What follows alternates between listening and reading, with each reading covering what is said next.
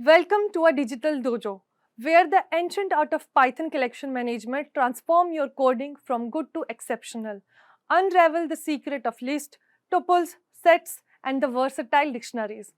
In this Python tutorial, we slice through complexity with precision, extend our capabilities dynamically, and sort the essential from the expendable. You have searched for mastery over these Pythonic tools, look no further. Let's decode, manipulate, and command these data structures step by step. Are you ready to elevate your coding skills? Let's begin the journey.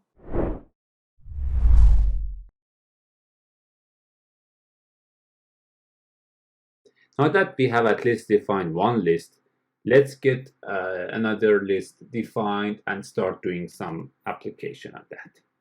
So I'm going to define a list as 4 components or elements, 2 string and 2 integer, and let's just print this out.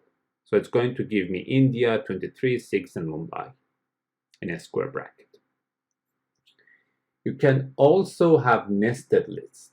So nested lists are basically as follows. Let's define a nested list. So I'm going to define the new L as one string, another string, and I'm going to have now a new list as one element inside this list, and that's why it is a nested list to contain 994 and 2004, and then let's have 4 here as the last element.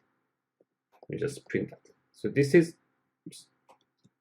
a new list, and which has 4 components, 2 string, another list, and an integer. Because you have one list inside another list, that's called nested list.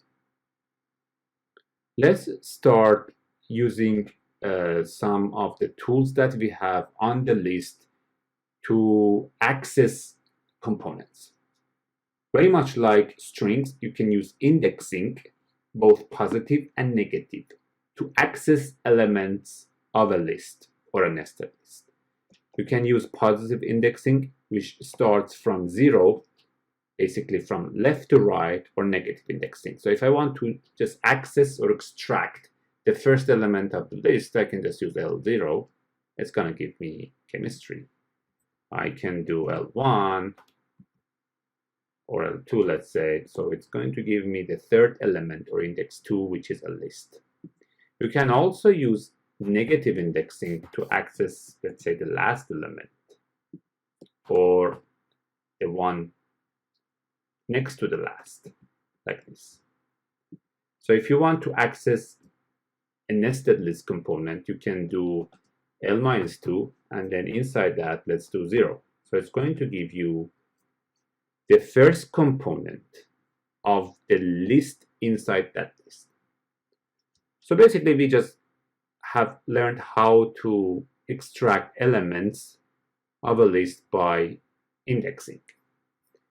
Another tool that we have, which is again was introduced previously on string, is slicing. So if instead of accessing one element, you want to access a subset of a list, you have to do slicing.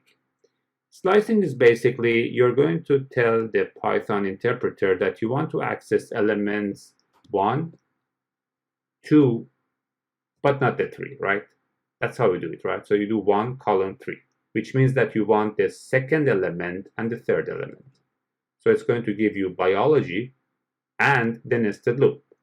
If you want also to include 0, you can do the following. So basically, by slicing, either positive slicing or negative slicing, you can take a sub list out of that list out and print it. Another application or a function that we can apply on lists are membership. So let's define a list, just numerical numbers like 1, 2, 3, and 4, right? So that's the L1. And let's try to, basically, there are applications in which you have a list, that's a big list, and you want to make sure or check whether a number or a string exists in that list or not. In order to do so, you have to write a very simple expression that 1 in L1, right? So this is basically going to give you a Boolean value which verifies whether 1 exists in the list L1 or not. So you have a true here, right? So this is an expression, it's a Boolean expression, it's either true or false. Now let's check something which is not in that list, 20 in L1. So we're going to have a true and a false. That's how you check if a value exists in the list, and that's the so-called membership in Python. Another operation that we can do in Python is the so-called list concatenation. So let's just get back to the list that we have L. Let's just print L and see. Yeah. So L has chemistry, biology, another list here, and a number 4. So let's say you want to create a new list, right? So let's say you want to create a new list, new L, which has L, but you want to add, let's say, 2 values to this list. So you want to add the values 5 and 8 to the end of this list. That's the so-called concatenation, right? So you want to keep the list as it is, but also add 2 values and 5 and 8 to that. That's how you do it, and it's very similar to how you would concatenate strings in the previous session. So let's do this, and let's just print the new list. So yes, this is what happens. You're going to have your previous list. In addition, you have added or concatenated 5 and 8 to this list. Lists are mutable data types, meaning that you have the ability to change the components or elements of a list. So let's say for some reason you've made a mistake in your initial list and you want to replace biology with physics. You know that biology is the second element or L1 of that list. So all you have to do is to go there and tell the interpreter that you want L1 to be physics, right? So that's how you do it. If you do that, then let's print L and see it. So L is very similar to the actual L, except that the second component or index 1 is now changed from biology to physics. So because lists are mutable, again, because lists are immutable, you have the ability to change all the elements or some of the elements or one single element of that list. Another capability that you have, right? So remember, we were concatenating. When we wanted to add 5 and 8 to the list, we had this option to say, okay, my new list is L plus 5, 8. What happened is that in this scenario, let me just do this here. The L would stay the same, but you would create a new list that would have 5 and 8 as the extra elements. If instead you want to add those 5 and 8 to the actual list and do not create a new list, you have the function or method called extend. So extend has this capability of extending a list to new elements and kind of adding the new values to the list without really creating a new data. So let's do that. Let's just have this L printed again. So L has chemistry, now biology is replaced with physics. This list here and 4. You have the option to use, again, you click tab and it's going to give you the method that it has. So you can tell the interpreter that I want to extend the list by having 5 and 8 added to that. If you do that, let's see what happens. Interestingly, you have extended the list by adding 5 and 8 to it. So if the goal here is to add 5 and 8 to the same list, you can use extend. If the goal is no, you want the L to keep the L as it was before, you have to use concatenation. So you can see that, well, you have the option to either create a new list and have those values added to, or you can add those values in place. So another option that you have is append. Append is a method that you have where you can add values. Like, it's very similar to extend, but let's see what is the difference here, right? So you can append 5 and 8. And let's see what's the difference. I think it's best that we see it by the. So what happens is that, remember, L was chemistry, physics, this list for, and now 5 and 8 add. The way append works is that it would look at this list and just add the list exactly to the original list, right? So the difference between extend and append is that in the extend scenario, it would take the list and take these two components and add them, each of them, as new members or elements of this list. With the append, it would take the whole list and add the list as an extra element to the list. You can use append for single values as well. So you can do, say, L append 123, and let's see how this. So it's going to add 123. So just, I want you to note here the difference between extend and append. And I want you to go through this example to understand that in the extend case, you would just add each component of this list one by one to the list. Instead, here you would just add the whole list as one single element to the list. Another command that you have at your disposal is delete. Again, because of the same reason that you can change the list and lists are mutable, you have the option to delete one element. Let's say for some reason you want to drop chemistry from this list. All you have to do is to say del L0. That's the simplicity of Python language, and then you can print out. Let's see. So L, the latest update that we have on L is like this, right? And let's see what this would do. It would drop chemistry from the top. Now let's say you want to delete two components.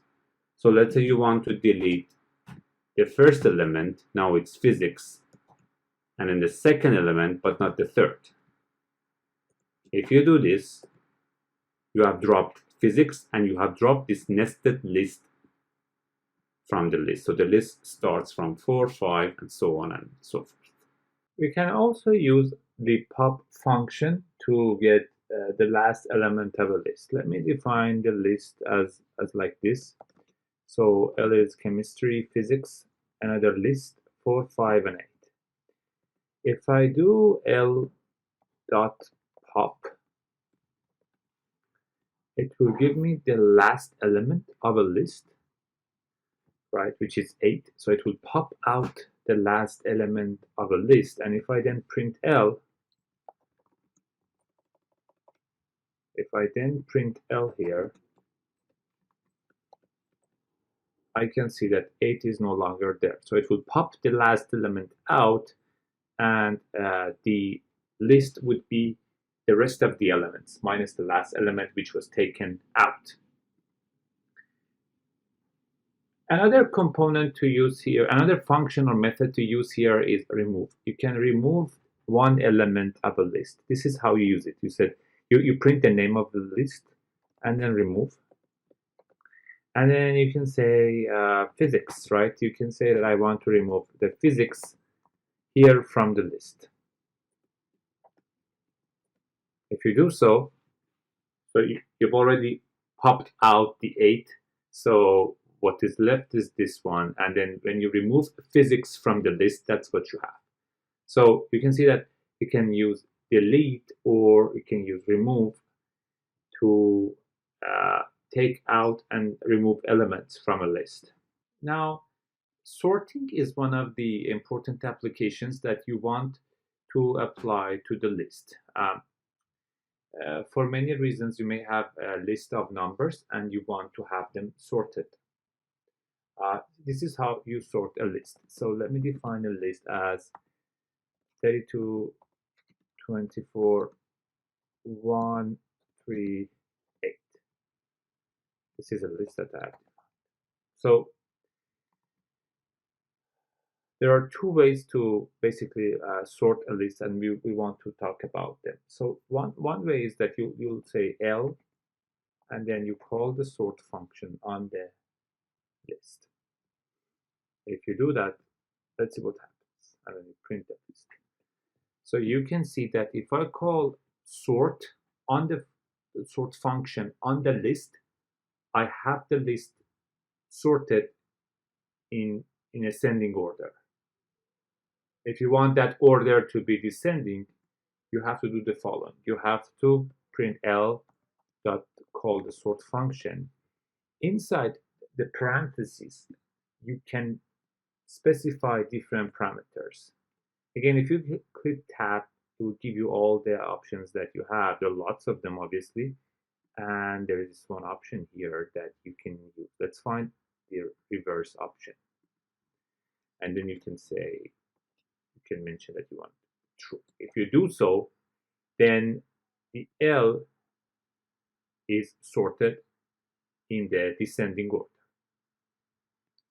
There is another function that we can use to do sort, which is called sorted. In order to do so, let me have another list. This time I'm going to go with string just for the sake of, defining a new type of list. You can have a list as orange, strawberry, and sort strings, mango, right? So this is my list A. I'm going to print. Okay. And I'm going to use, first I'm going to do the following. I'm going to do B equal to A dot sort. And I want to see what happens in this case. So I'm going to print both A and B. Right. So as you can see, the A dot sort would sort the list and in place, basically. So A would be sorted, and there's no output here. That's why you get a none here. So sort A dot sort does not have any output, and you can see that the list has been sorted. How is it sorted? It's alphabetically sorted now. So we have M, O, and S. The first letters of these, the first character letter of each of these string are now sorted alphabetically. So this is the first way of doing that. You can also do sorted, right? So let's see what is sorted here. So again, let me define A like this so that it's unsorted again. And let me have this time C to be equal A dot, so C to be equal like sorted A, right? So we have both A dot sort and sorted A, and we want to see what's the difference here. In the first scenario, which was A dot sort, there was no output. Here, there is an output. The original list stays unsorted, and there's an output, and the output C is basically now sorted. So if you want to keep the list as it is, then you need to use sorted. But if you want the list to be sorted in place, then you can use A dot or the name of the list dot sort. Another very important application or technique in Python is copying. In many applications, you may want to make a copy of your list to do the rest of the operations or processing on the copy and keep the rest unchanged. To do so, one may do the following. So we have this list as orange, strawberry, and mango, and one may do the following, which is a very common way of copying information, variables, and lists. So having done that, you obviously have A and B now as a copy. right? They are both orange, strawberry, and mango. Now let's you go there and you change the first element of A to, for instance, apple, right? Now let's print A and B once again and see what happens. If you do so, the first element of not only A but also B is changed from orange to apple. So this is basically called shadow copying because this B is kind of like a shadow of A, and whatever happens to A is also applied to B, which may be something that you want to do or may not want to do. If you don't want that to the shadow copying, you have the following option. You can write B equal A colon. This means that you're again going to copy all the elements of A to B. So if I print B equal A, let me just define anyway so that we can verify. Yeah. So again, it has orange, strawberry, and mango. Now if you change the first element of A to apple and you print both A and B, the first element of B is still orange and it's no longer apple, right? So this is what we may want to do in case that we want to kind of make the copy and disconnect the two variables from each other. Whatever happens to A is no longer applied to B, and so on and so forth, right? So with this, we have covered most of the operations that we do on lists. We have understood how lists work. They are mutable. You can change them. You can remove components from them. You can apply operations. You can sort them, and so on and so forth. This was started when we had this, applications, the informations from the user, right?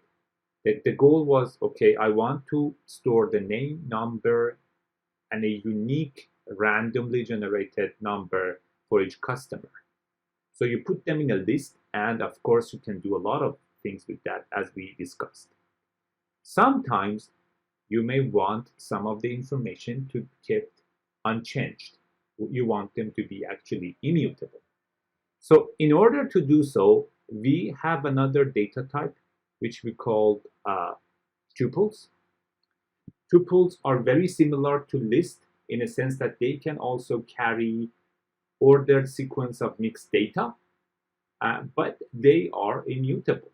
So basically, if your goal is for sake of security or many other reasons to have the components of a list unchanged, then your best bet option here is tuples. Next is slicing. We talked about slicing for strings and lists, and the slicing for tuples is not much different from that slicing. So again, let's assume that we have a tuple defined like this. So it has a string and integer numbers, and if you want to get the first 3 elements of this tuple, that's what you have to do. So you have square brackets, the first index of that slice and the last index of that slice. This one inclusive and the last one exclusive. If you do so, you'll get the first, second, and the third element of the tuple sliced out. You can also do slicing from the right side of the tuple like this. Right, so if you do so, it will give you the last 2 elements because you have used negative slicing for that purpose. Another thing just to note here is that you can, like list and strings, use length function or method on the tuple to get the length of that. So you have 1, 2, 3, 4, 5, and 6 elements, and that gives you the length of that. So that's about slicing. Now let's cover the concatenating of tuples. This is also very similar to the concatenating that we had for strings and lists. So if you have a tuple 1 which has this is session 2, and then if your tuple 2 is defined as on, right, this is your tuple 1 and tuple 2. You can define a tuple 3, which is just a concatenated version of tuple 1 first, followed by tuple 2. If you do so, and then let's just have tuple 3 printed, you can see that this is just the merge or the concatenated version of the tuples. Right. This is also very similar to what you had for strings. So if you have a numerical tuple, like a tuple which has all integers or floating points, and so on and so forth, and then you just want to get some numbers out of it. So as a data analyst, you may be asked to perform some very basic statistical operations on a tuple, such as minimum, maximum, summation, and so on and so forth.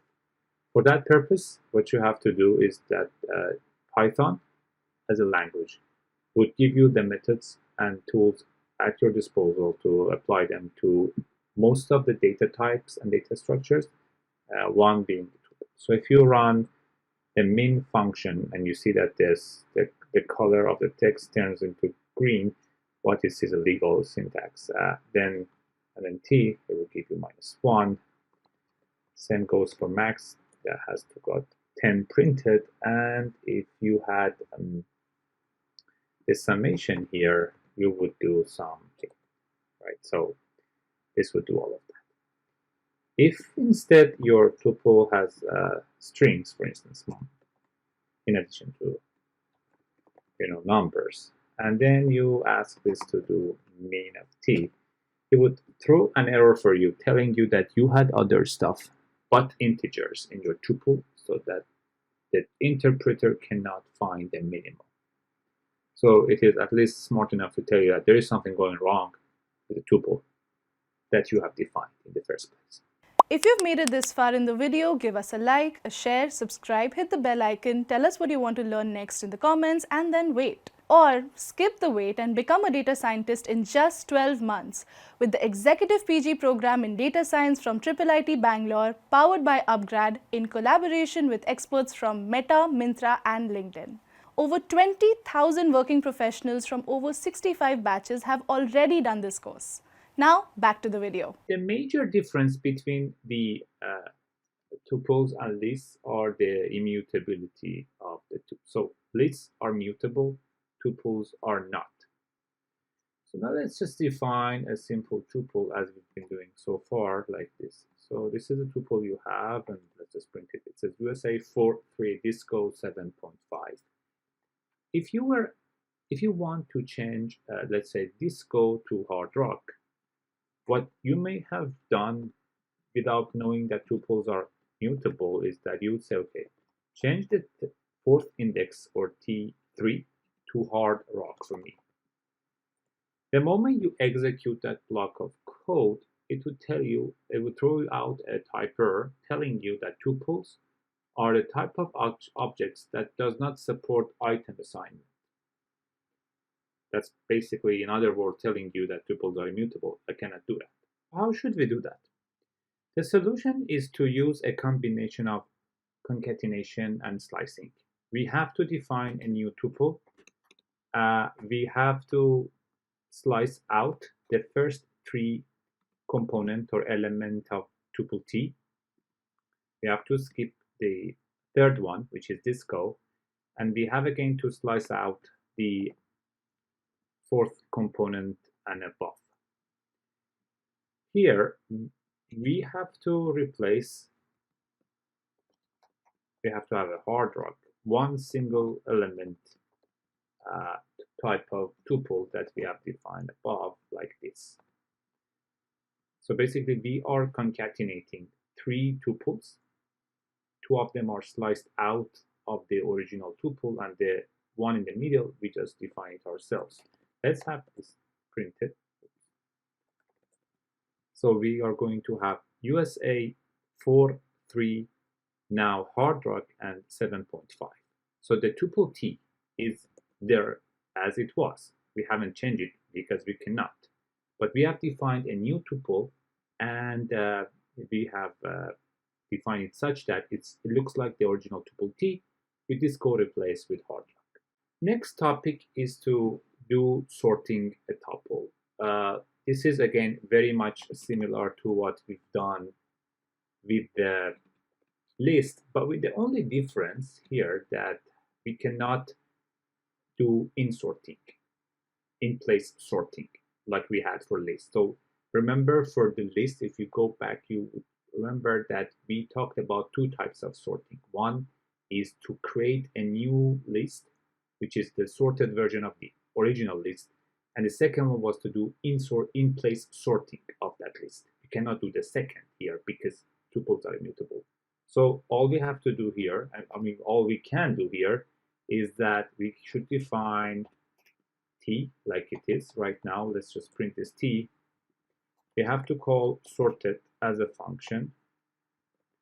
And one thing to notice here, that it would sort the component of the tuple, but would create a list, right? So if you really want a tuple back, what you have to do is that you have to create X, and you have to say, I'm going to cast X to a list, and then I'm going to have Y. So if you want if you have to cast it to a tuple.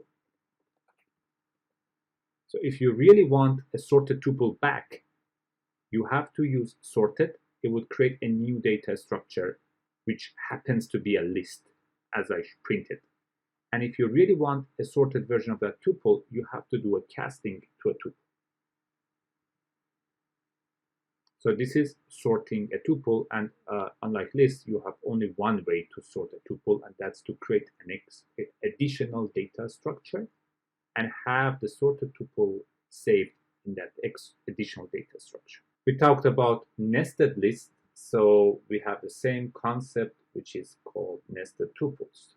Here is a very quick and easy example of a nested tuple. You have a tuple T. Let's just print it. It's 1, 5, disco, and another tuple. So this is a tuple inside a tuple, which has two components, Python and Java. If you're asked to access or extract the Java, right, Java out of this, what you have to do is that you have to first go to the fourth index, because it's 1, 0, 1, 2, and 3. You have to go to index equal 3, or the fourth index, and then in that you have to do a 1, right? So you have a two-dimensional type of thing because of that nested tuple. That will give you Java. Right. This is also the concept of nested tuples. You can have a list inside a tuple, you can have a tuple inside of a list, and so on and so forth. So you can create all of these nested variations of data structures. And as you can see, they all can have integers, strings, floating points together. So that's just one of the beauties of Python here. Another notion of interest in tuples is the so-called packing and unpacking. So far, we have been defining tuples like this, either with or without parentheses, right? So this is technically, and I'm going to note here as a comment, this is the so-called packing. What we are doing here is we're just packing 4 elements into a tuple. You can unpack this tuple like this, right? You know that you have a 4-component tuple, or you can find the number of components by doing a len or length function, and you can do this. So this is, again, I'm going to put a comment. This is unpacking here. If you do so, and then you say let's print C, it's going to tell you that, okay, I have unpacked T into 4 different variables, and the C happens to be 3 because that's the third element here. If for some reason you do an unmatched version and you do something like this, you unpack it but into 3 variables, it's going to throw an error telling you that there are too many values to unpack. So kind of saying that whatever I'm unpacking here in terms of numbers does not match the left side of the equality. This is just to tell you that, okay, Again, here, the interpreter is smart enough to tell you that there is an unmatch between what's going on the left side, right side of the equality. And finally, if you want to view the attributes or the methods that are available at your disposal, you have a function called dir. So first of all, when you define a tuple or a list or anything, let's just define an empty tuple, right? This is an empty tuple that you have here. In the eyes of Python interpreter, this is an object. So if you do print dirt, it will print for you all the methods, attributes that you have at your disposal to apply to this object T. So one thing we have noticed is that, remember, we have used len here, and you have a lot of, methods and attributes to see here. So in addition to the Python, help and the directory that you can look at, this is also here for you to, if you have some kind of doubt or confusion on what are the methods and attributes that one can use. Having all of that said, I think we have covered the two main data structures that can handle mixed sequence of values together. We started with the list and with the purpose of storing different types of values all together. Remember, we get the information from the customer about name, number, and a unique randomly generated number. We saw the numerous number of operations, methods, and functions that we can apply to list, analytical concatenation, and then later on we see a different type of data structure which was very similar to list, but it was immutable. And one purpose for that was that, okay, what if we want those information to be saved in a data structure which is unchangeable or immutable?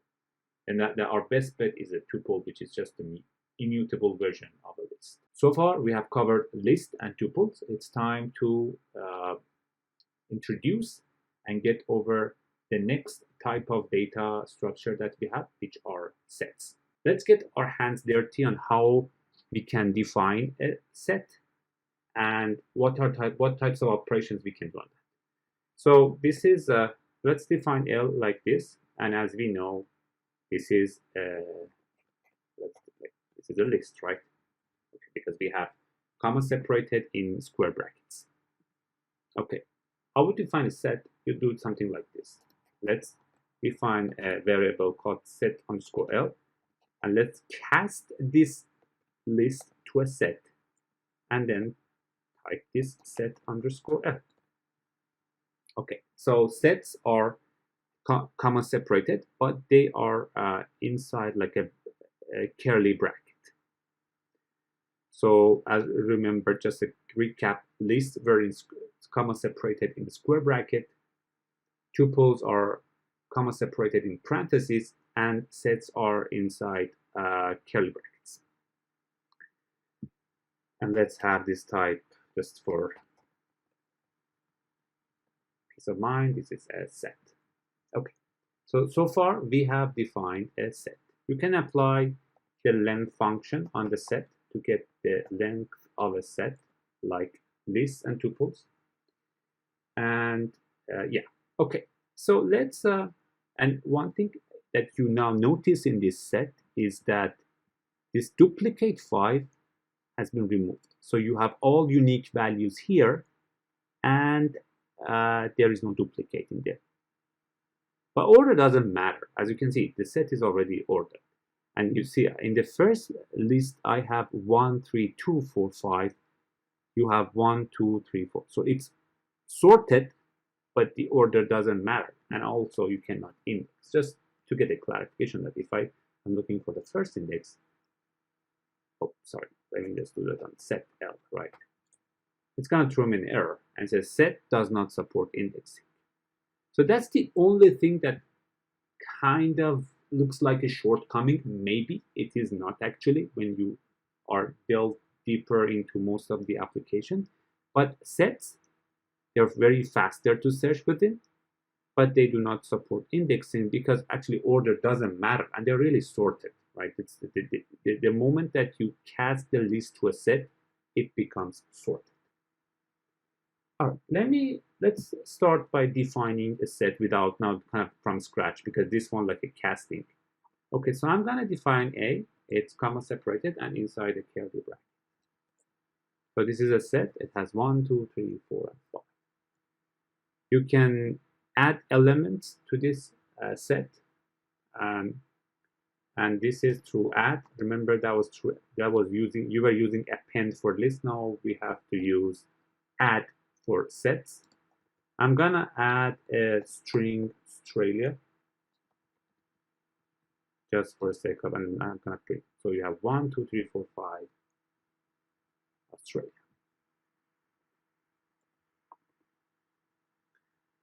You can remove, because you can see, so that basically shows that sets are, mutable, right? Mutable. You can remove stuff, numbers from them. So you can remove, let's just remove that Australia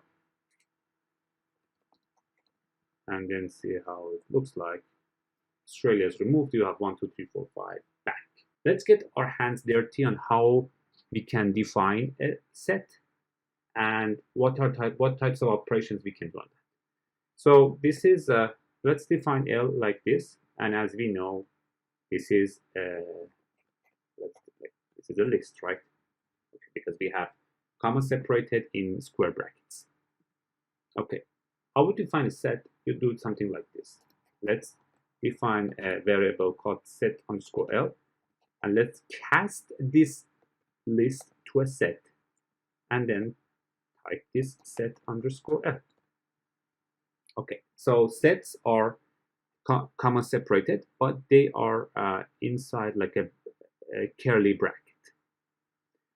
So as remember, just a recap, lists were in comma separated in the square bracket, tuples are comma separated in parentheses, and sets are inside curly brackets.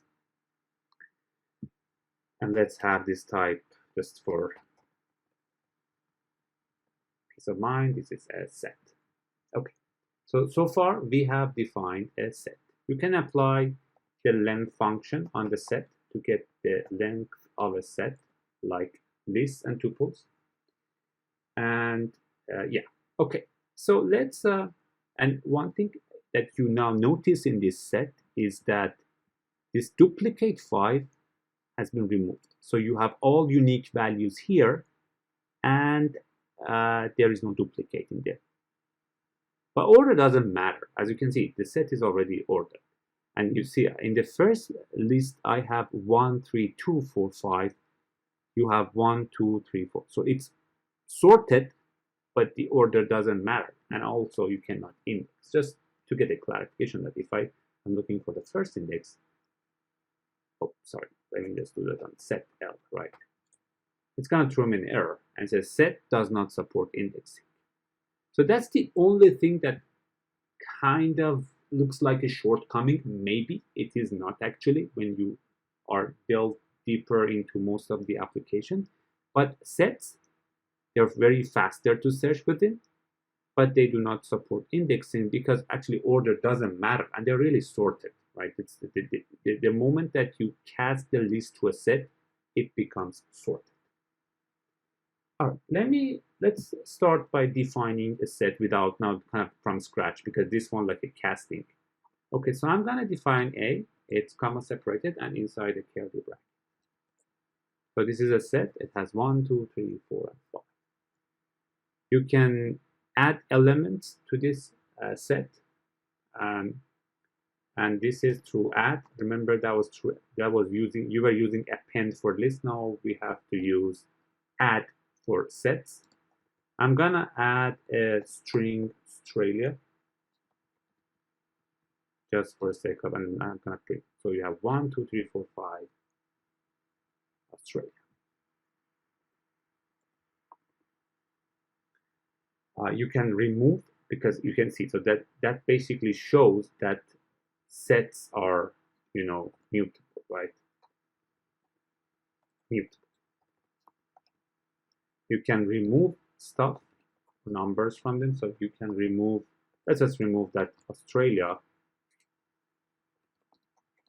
and then see how it looks like. Australia is removed. You have 1, 2, 3, 4, 5 back. Let's now go over set operations. For example, let's assume we have two sets A and B, and we want to perform some various set operations on those. We can do set operations like union of the two set, intersection of the two set, or differences between the two sets. So let me start by defining two sets like this. This is the two set, and we want to do some sets operations on them. Let me just print them so that we can just observe the values. Okay. So if we do A and this pipe symbol, that is called union.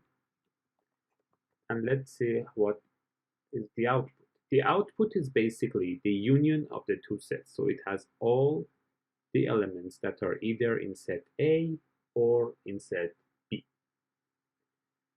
Another thing that we can do is that we can do either, instead of, we can do A dot union B.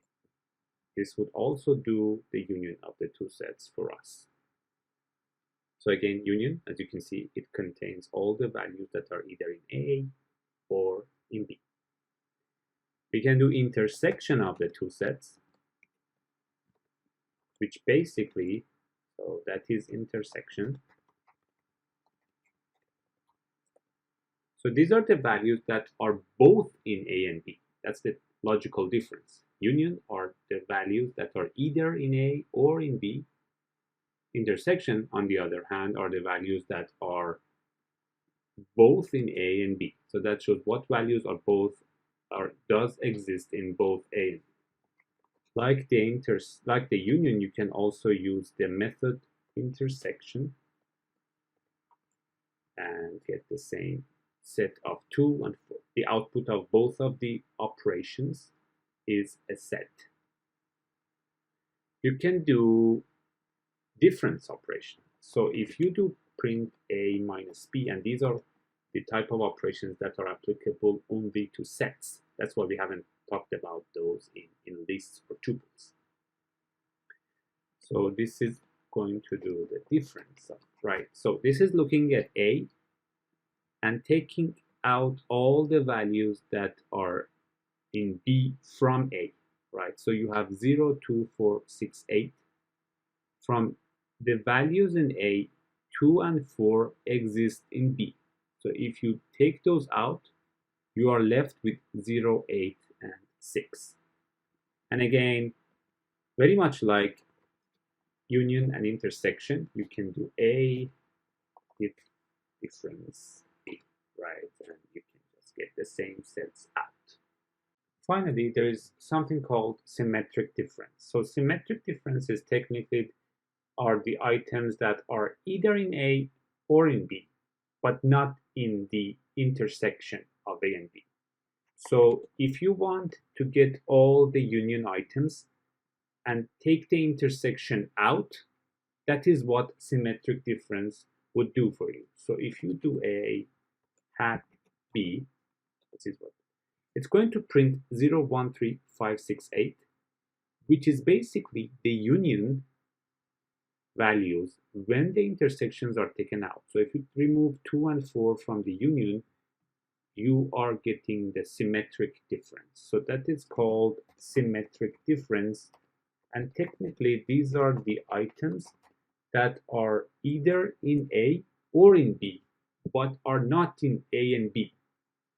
Union are the items that are either in A or in B, or in A and B, right? It contains all the values in A and B. This contains all the values that are A and B, but having the values that are both in A and B removed. Okay, Having said all of that, we have defined sets and we have introduced the necessary and important functions that you can apply to sets. Again, the most important thing about the sets are the characteristics that we talked about in the very beginning of introducing sets.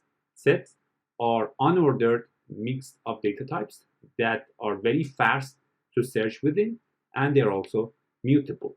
The major difference between sets and the previously two data structures is the fast search within the sets and the fact that you cannot index them. Okay, now we can move to the next data structure. Here is how we would define a dictionary. Let me just start by an example. In this example, we want to store countries and their currency, right? So the countries are the keys and the currencies are the values. Okay. So we would do that by defining the dictionary equal. We need curly brackets. And here is how we define. Let's go with India. This is our key, and the value is the currency of India. Second could be USA. This is our key. The value is the currency of US, which is US dollar. Third, we go with French, for instance. This is our third key, and the value is euro. So this is our dictionary. Let me print the dictionary. Here is how the dictionary looks like. You have key value pairs. This is a key value pair separated by comma inside a curly bracket. And you have as many as you want to store key value pairs. In this example, we have 3 key value pairs. If you want to access value, if you want to get US dollar, you need the name of the country, which is the key, right? So if you do D square bracket, put a key here, you can get the value, right? So let me just do one more. It would tell you we can do D India. So in this print, I'm passing 2 keys and I would like to get 2 values. That's how it works, right? Okay. So this is the first kind of example on dictionaries. This is how you define key value pairs inside the dictionary and how you access them. Now let's focus on replacing a value, right? As we said, keys are unique and immutable, but you can change the values, right? So the goal here is to change the value for the key USA to, let's say, just a $sign. Right? This is how you want to do it. And then let's just print the dictionary afterwards. If you do that, you can see the keys are the same. The value corresponding to the key USA, to the country USA, has been changed from USD to the $sign. Right? That's how it works. Another thing you can do is that you can insert a new key value pair. So you see, key and value are like a pair. They're connected to each other. So this is how we do it. You do D. Let's say you want to add Japan as a key, and then for the value you need the currency of Japan, which is yen. If you do that, you would get a new key value pair added to the dictionary. You can also delete a key value pair, right? That's like deleting components from list, very similar to deleting components from list, tuples, and so on and so forth. You can do delete the France. Inside the brackets, you can name the key and oops, I had French actually. Oh, okay. I make the mistake of having French here. So let's go with French. Even though it's not the name of the country, literally. But if you do that, and you see what happened, when I typed here France, it would throw me an error that such a key does not exist. Okay, let's take a look at here. Right, so the key French has been removed from the dictionary. If you are here to ask, okay, what is the value for French, it's going to throw you an error. It doesn't recognize this key because the key is not in the dictionary, right? So this is how you delete a key value pair. You can sort a dictionary. You do sorted, let's say, so this is sorting a dictionary. If you do that, it would return all the keys for you, and obviously in an alphabetical order, right? Okay.